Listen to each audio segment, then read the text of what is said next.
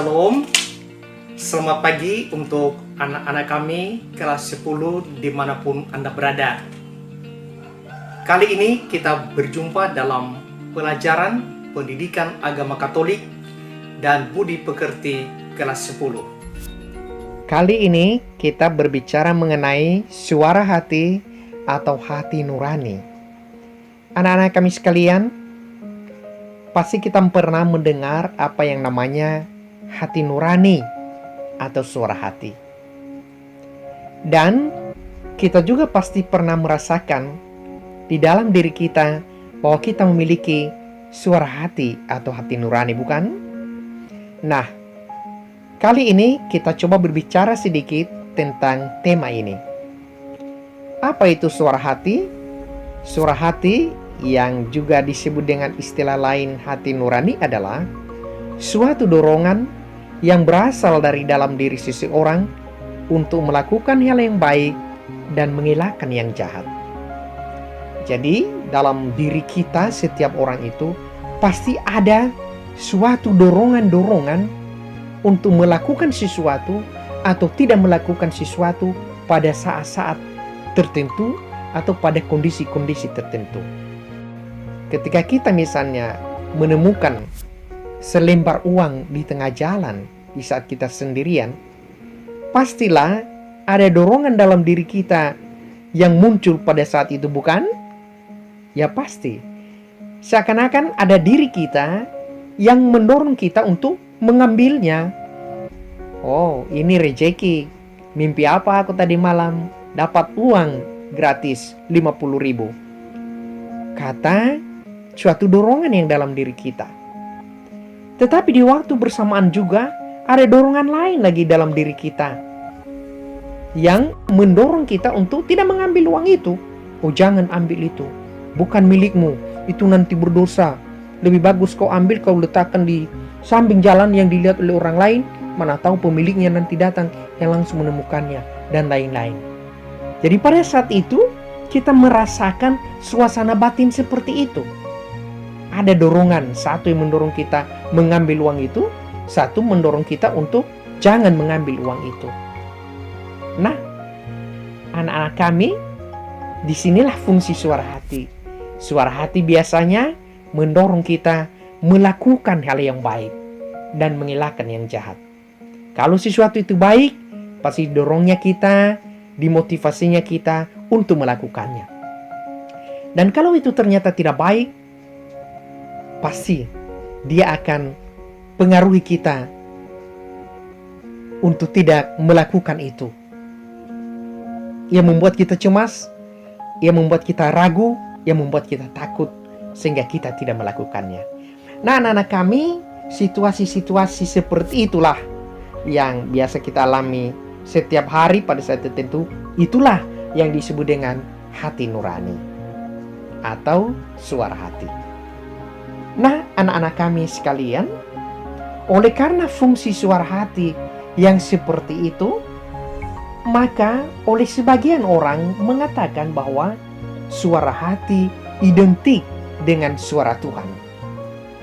Mengapa dikatakan identik, ada persamaan dengan suara Tuhan? Karena dilihat dari fungsinya tadi.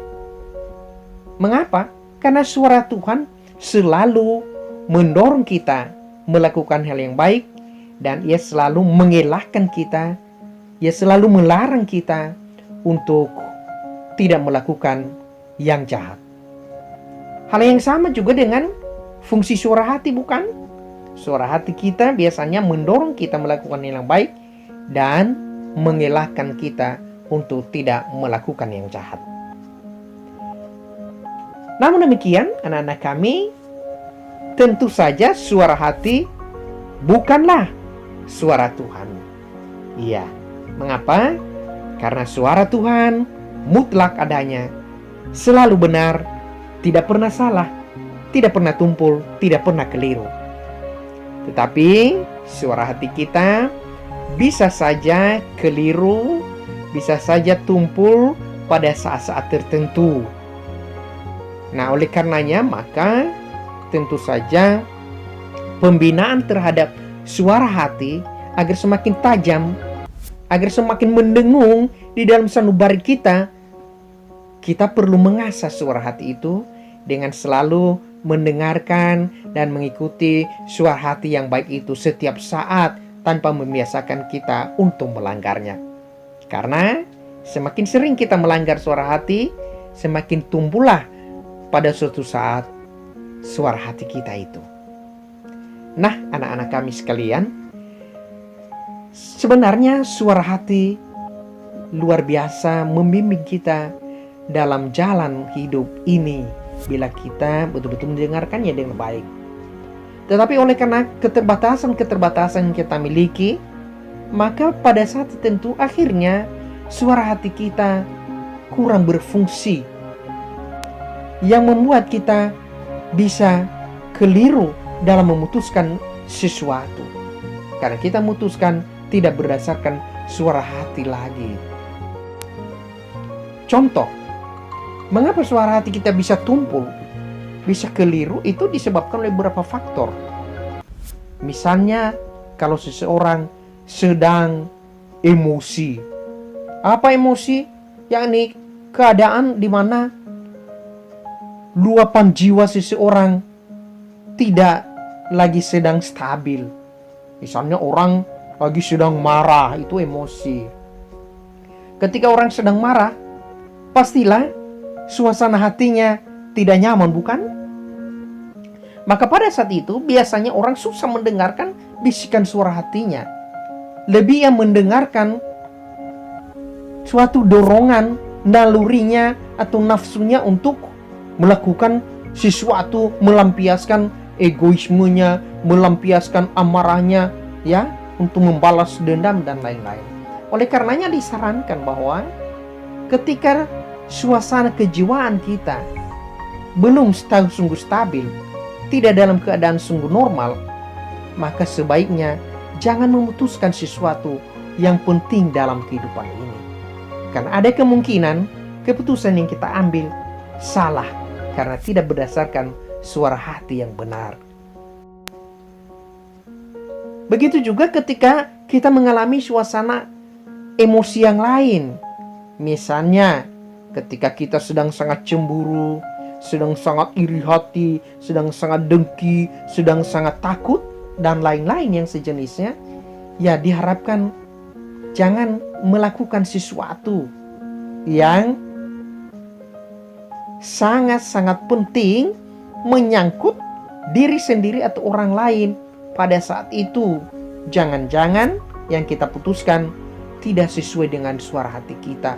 Karena pada saat itu, di saat orang sedang sangat marah, sedang sangat cemburu, sedang sangat iri hati, sedang sangat jengkel, dan lain-lain, pastilah ia juga berada dalam kesulitan untuk mendengarkan suara hatinya yang berbisik kepadanya untuk memberikan petunjuk-petunjuk yang baik yang hendak ia lakukan. Jadi anak-anak kami, ya, banyak hal yang membuat suara hati kita bisa tumpul, ya, terutama juga ketika orang sering melanggar suara hatinya. Jadi anak-anak kami begini, ketika kita misalnya melakukan sesuatu yang tidak baik, kan biasanya kan hati kita mengatakan jangan lakukan itu, kan begitu kan? Contoh tadi dengan uang yang kita temukan di jalan, pasti suara hati kita melarang kita. Nah, pada saat itu suara hati berfungsi dengan bagus.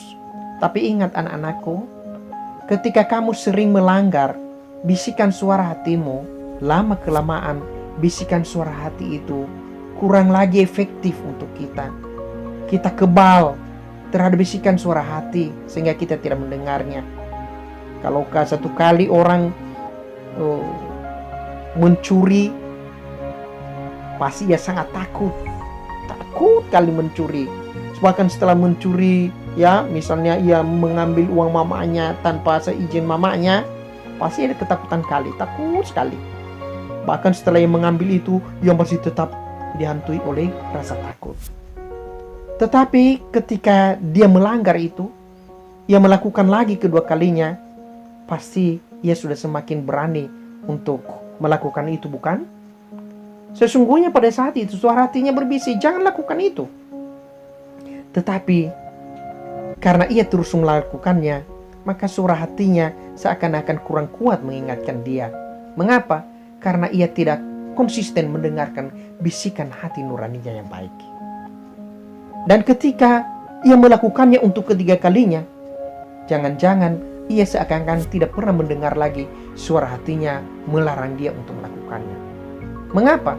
Bukan suara hati yang mengingatkan dia, tetapi sikap bebalnya, sikap keberaniannya untuk melanggar bisikan suara hatinya lah yang membuat dia akhirnya tumpul suara hatinya. Ia akhirnya keliru melakukan tindakan-tindakannya. Baginya mencuri adalah sesuatu kebiasaan yang normal-normal saja. Disitulah kekeliruan suara hati sudah jelas-jelas nyata ada. Oleh karenanya anak-anak kami tentu saja, karena suara hati adalah berkat Tuhan untuk kita, karena suara hati identik dengan suara Tuhan yang selalu mengingatkan kita melakukan yang baik dan mengelakkan yang jahat. Oleh karenanya, maka mari kita selalu mendengarkan suara hati kita, karena Tuhan membimbing kita melalui suara hati atau hati nurani kita. Anak-anakku sekalian, agar suara hati kita semakin nyata, semakin tajam, semakin berfungsi dengan baik, maka mari kita selalu mendengarkan suara hati kita. Mari kita mengasah suara hati kita dengan membaca firman Tuhan, membaca buku-buku rohani, berdialog atau berdiskusi dengan orang-orang yang baik, orang-orang bijak, mengikuti retret yang disediakan oleh sekolah, dan mencoba bimbingan rohani terhadap pemuka-pemuka agama kita masing-masing. Anak-anakku sekalian, semoga hati nurani kita senantiasa berfungsi dengan baik. Mari kita membiarkan diri dibimbing oleh Tuhan untuk melakukan yang baik dan mengelakkan yang jahat melalui bimbingan suara hati kita. Amin.